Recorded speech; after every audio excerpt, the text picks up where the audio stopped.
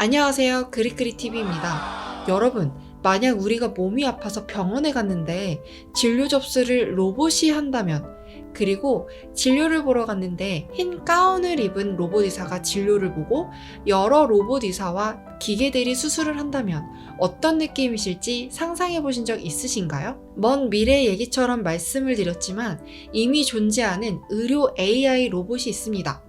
IBM에서 개발한 의료 AI 로봇 닥터 왓슨, 다빈치 SI, 다빈치 X, 엔도리스트, 그리고 국내에서도 정부가 개발하고 있는 닥터 앤서를 비롯해 의료 AI 프로그램의 행보는 뜨겁게 주목받고 있습니다. 즉, 특정 문제에 대한 전문적인 지식을 컴퓨터에 기억시키고 시스템화하여 이제 로봇을 통해 전문 지식을 활용할 수 있는 시대가 되었는데, 옛날부터 구몬, 재능, 눈높이, 학습지란 학습지는 죄다 풀었고 학교 끝나면 학원, 학원 끝나면 학원, 그래서 좋은 대학 나와서 취직하려 했더니만 내가 20년 동안 노력해와서 할 수 있는 거라 생각했던 일을 싹 다 로봇이 하고 있네요. 그럼 우리 인간은 도대체 뭐 해먹고 살아야 하는 걸까요? 로봇이 못하는 인간의 능력은 과연 존재하는 것일까요? 대한민국 사회는 항상 선호해오던 인재상이 있었습니다. 그것은 바로 좌뇌형 인간. 좌뇌형이란 주로 분석적, 논리적, 수리적, 과학적, 언어적인 능력을 담당하는데요. 주로 이런 특징의 사람들은 엔지니어링, 회계, 연구, 법률, 컴퓨터 기술, 과학 관련 종사자들이 많습니다. 과거엔 수학을 잘해야 한다, 기술 배워야 한다, 공대 가야 취업 잘 된다, 문과는 나와서 밥벌이 할 수 있겠냐 라고 걱정 어린 눈빛을 보냈는데 이젠 빅데이터 기반의 정보 지식 처리, 즉 좌뇌적 성과물은 이제 다 로봇이 하고 있는 시대가 되었습니다. 따라서 이제는 좌뇌가 아닌 우뇌형 사고를 하는 인재가 주목받는 시대가 되었습니다.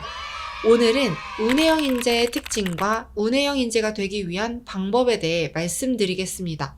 먼저 우뇌형 인재란 의미를 찾고 감성적인 만족을 얻고자 하는 욕구가 늘어나며 정신적인 가치를 중요시하는 인재를 뜻합니다. 이들은 상상력이 풍부하고 시각적이고 직관적이며 다른 사람의 감정을 잘 파악하는 특징이 있습니다. 이렇게 학계가 주목하는 우뇌의 주요 활약 분야는 리더십, 창의력, 공감 능력, 패턴 인식 능력 등이 있습니다. 일반적으로 우뇌가 발달한 사람들에게 적합한 직업 분야는 예술, 연예, 작가, 상담, 동기부여 연설, 광고, 마케팅, 영업 등이 있습니다.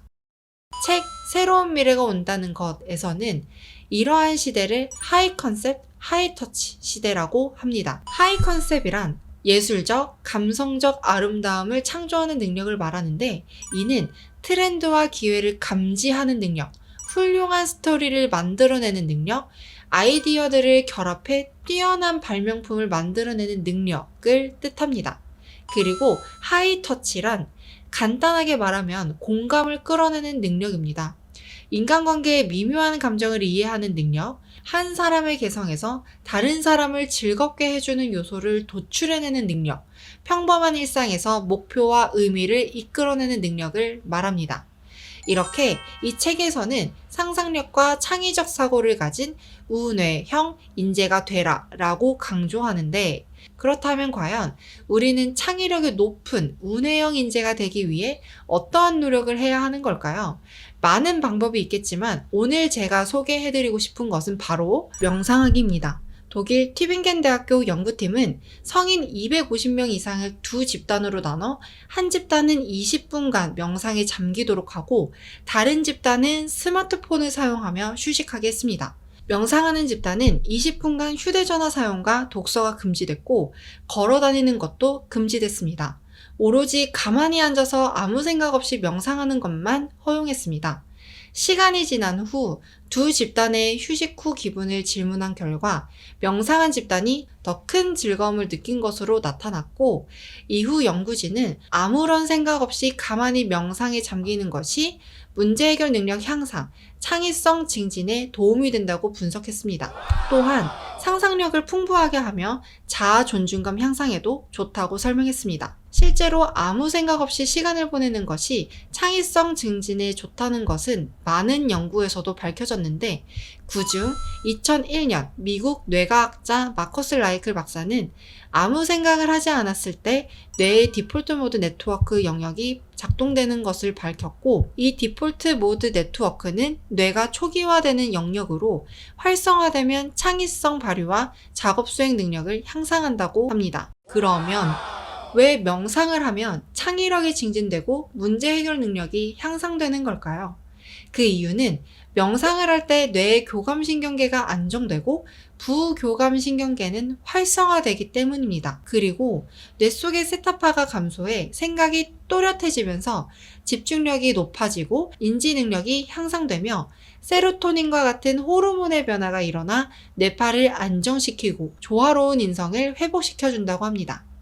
뿐만 아니라 뇌가 휴식을 통해 이완될수록 전두엽의 영역이 서로 이질적이고 무관한 정보들을 연결하여 더욱 신선한 통찰력을 얻을 수 있다고 하니, 바쁘게 몰입해서 일하는 것도 좋지만 때로는 잠시 눈을 감고 뇌를 쉬게 하는 시간을 갖는 것이 더더욱 중요하겠습니다. 지금까지 운해형 인재의 특징과 운해형 인재가 되는 방법에 대해 말씀드렸습니다. 더 이상 무엇을 읽고 분석하고 이해하고 암기하는 능력에만 의존해서는 절대 로봇 AI를 이길 수 없는 시대가 왔습니다.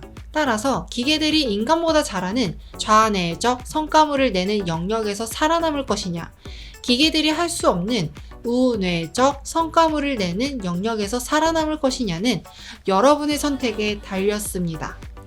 지금까지 여러분의 성장을 응원하는 그릿그릿TV였습니다. 오늘의 영상이 도움이 되셨다면 구독, 좋아요, 알림 설정 부탁드립니다.